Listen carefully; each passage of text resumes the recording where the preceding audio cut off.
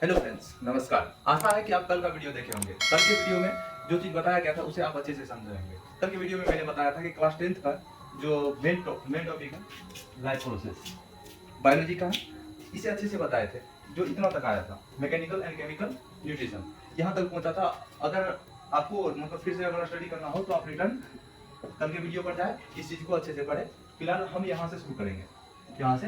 लेकिन हम चाह रहे हैं कि थोड़ा सा अगर आप देखना चाहें तो एक थोड़ा सा ब्रीफ रिकैप हो जाए, छोटा सा रिकैप हो जाए, जिससे आपको मतलब पिछले की क्लास को देखने की आवश्यकता ना पड़े। लेकिन मैं चाहता हूँ ये तो कर ही दूंगा, लेकिन आप भी थोड़ा सा मेरी सहायता कर दें वीडियो को लाइक करके, और ज़्यादा अच्छा लगे और पसंद आए तो आपकी इच्छा हो तो चैनल को सब्सक्राइब कर दीजिए, जिससे कि मैं जो भी वीडियो अपलोड करूँ या फिर कुछ भी मतलब अपलोड करूँ तो आपके पास उसका नोटिफिकेशन पहुंच जाए और आप झट से उस इन्फॉर्मेशन को अपने ग्रहण कर सकते हैं, उसे एक्सेप्ट कर सकते हैं। अब हाँ, ये बात अलग है कि मेरे पास उस तरह की व्यवस्था नहीं है कि आपको अच्छे से बताया जाए, लेकिन जो भी है अगर आप चाहे तो ये व्यवस्था अच्छे ढंग में बदल सकता है। तो फिलहाल अपना क्लास शुरू करते हैं। कल हम लाइफ प्रोसेस पढ़े थे, यानी कि लाइफ प्रोसेस क्या है, हिंदी में जैव प्रक्रम होता है।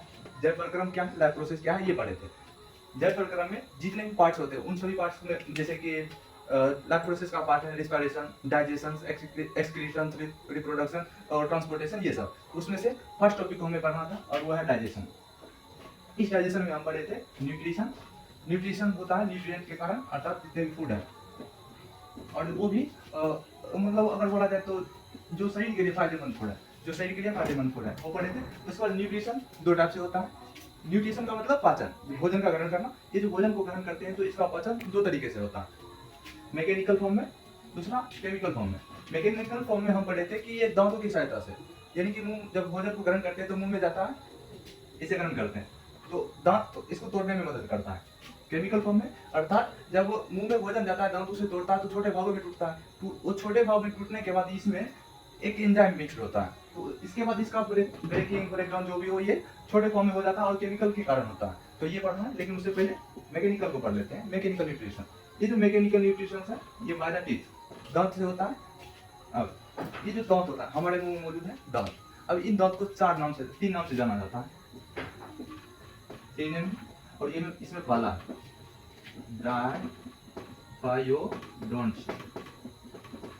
उसके बाद हेटेरोडोंट्स, और तीसरा है थियोडोंट्स। अब ये सोच रहे होंगे कि ये तो बिहार बोर्ड के लिए या फिर किसी भी बोर्ड के एग्जाम के लिए, अगर मुझे बिहार बोर्ड के लिए पढ़ना है तो ये इंग्लिश में कैसे होगा। तो ये सिंपल सा है, ये मतलब मेरी बातों को आप अच्छे से सुनते जाइए और इसको अपने कॉपी में नोट करते जाइए। हाँ, साथ में कॉपी अवश्य रखिएगा। ये जो है ना, ये टीथ, ये स्टार्टिंग में बच्चों को जन्म लेने के बाद जो दांत आती है ना शुरुआत में, जिसे हम दूध का दांत बोलते हैं, मिल्क टीथ, वो वाला, यानी दूध का दांत। और इसी में आता है एक मिल्क टीथ, उसके बाद दूसरा आता है परमानेंट टीथ।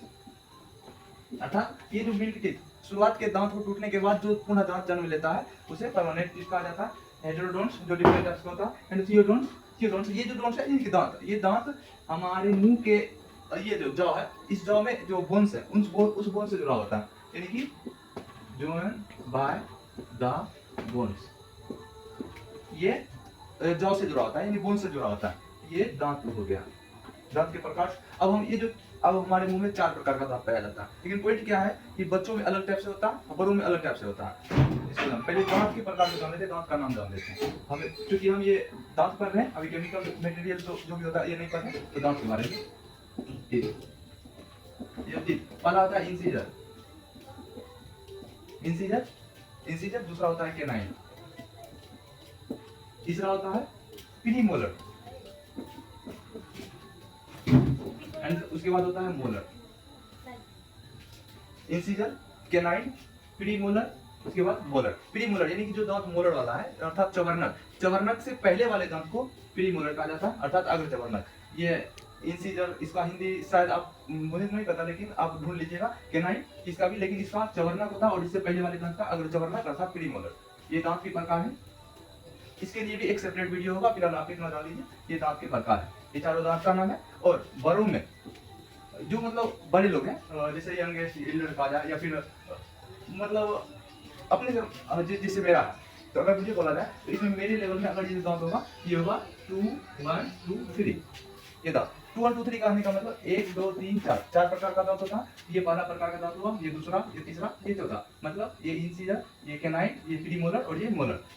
अपने वैसा पाया जाता है। दो एक साइड, नीचे की ओर एक साइड, दो ये, दो एक ये, दो ये और तीन ये, ऐसा। उसके बाद अगर छोटे बच्चों की बात की जाए उसमें होता है 2 1 0 3 0 2 ये 2 1 0 3 ऐसा होता है। ये इंसिजर, कैनाइन, मोलर और प्रीमोलर, ये फॉर्मूला है याद रखने का और ये आ सकता है।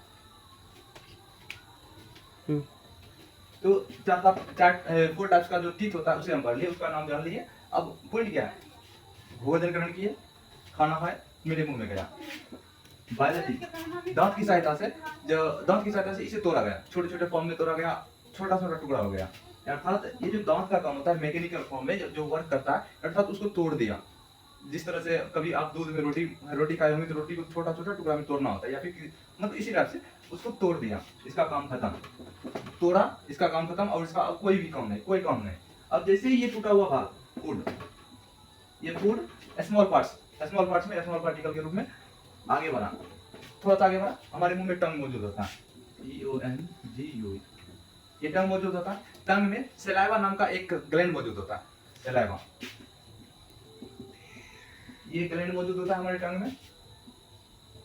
दांत से पार्टिकल को तोड़ने के बाद हमारा जीभ उसे घुमाते रहता है, और इस टंग के अंदर सलाइवा नाम का एंजाइम ग्लैंड मौजूद होता है। इसी ग्लैंड से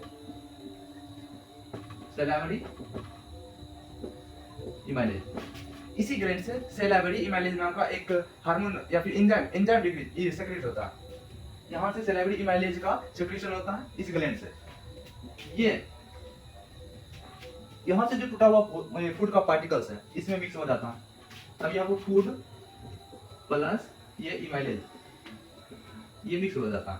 ये मिक्स होने के बाद यहाँ से जो टूटा हुआ पार्ट्स था उसका 30%, अब जब भोजन हम करते हैं तो उसमें कार्बोहाइड्रेट पाया जाता है, जिसे स्टार्च भी कहा जाता है, कार्बोहाइड्रेट स्टार्च भी कहा जाता है। तो ये भोजन टूटा अर्थात कार्बोहाइड्रेट टूटा, कार्बोहाइड्रेट अर्थात स्टार्च को तोड़ा ये दांत। लेकिन उस टूटे हुए पार्ट्स का लगभग 30%, वो जो टूटा हुआ पार्ट्स था पहले तो इतना बड़ा था, दांत उसको तोड़ दिया, तोड़ने के बाद इतना बड़ा हुआ। फिर सपोज एक छोटा सा किनारा, उसको मान लेते हैं इतना बड़ा, अब इसको मान लेते हैं पूरा।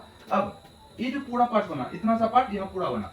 अब ये जो है इमाइलेज मिलने के बाद इस पूरे पार्ट्स को 30% में, अर्थात इस पूरे पार्ट्स का 30% तोड़ देता है।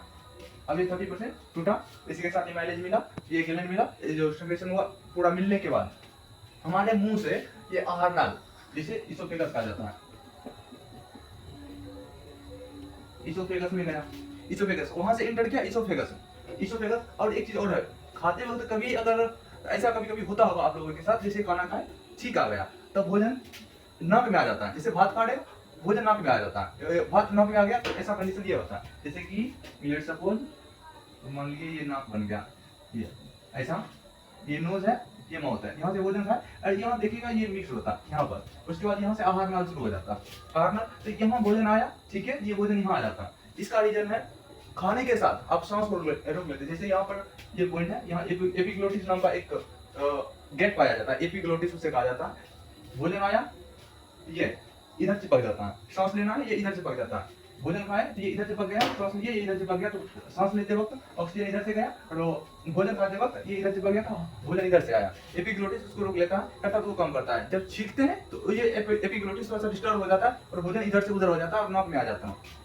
ये भोजन यहाँ से नीचे की ओर है, अर्थात ये जो इसोफेगस है इसके अंदर आया, तो ये जो इसोफेगस है, ये इसोफेगस, पहले इसको मिटा देते हैं उसके बाद आपसे। अब ये इसोफेगस, भोजन इसोफेगस में है, ये इसोफेगस 25 सेंटीमीटर लंबा होता है,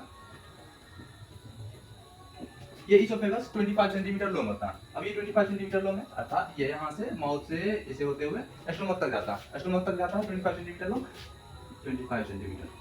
जब भोजन इसके अंदर प्रवेश करता है तो इमाइलेज तो उसमें मिला ही होता है, भोजन पहले से 30% टूटा हुआ होता है। अब इसके अंदर प्रवेश किया तो अब ये सीधी नली होती है, तो ज्यादा भोजन को दिक्कतें नहीं होती है, अब सीधे ही यहाँ से यहाँ तक आता है। लेकिन पॉइंट क्या है कि इसके अंदर जैसे कि आहार नाला, इसके अंदर का जो पार्ट्स है उसमें भी तो भोजन चिपकेगा, तो उसमें भोजन ना चिपके इसके लिए इसके अंदर पेरिस्टाल्टिक मूवमेंट होता है, इसके अंदर पेरिस्टाल्टिक मूवमेंट होता है। इस मूवमेंट की वजह से भोजन बिना किसी समस्या के यहाँ से स्टोमक तक आया। यहाँ से इस स्टोमक तक पहुंचता है।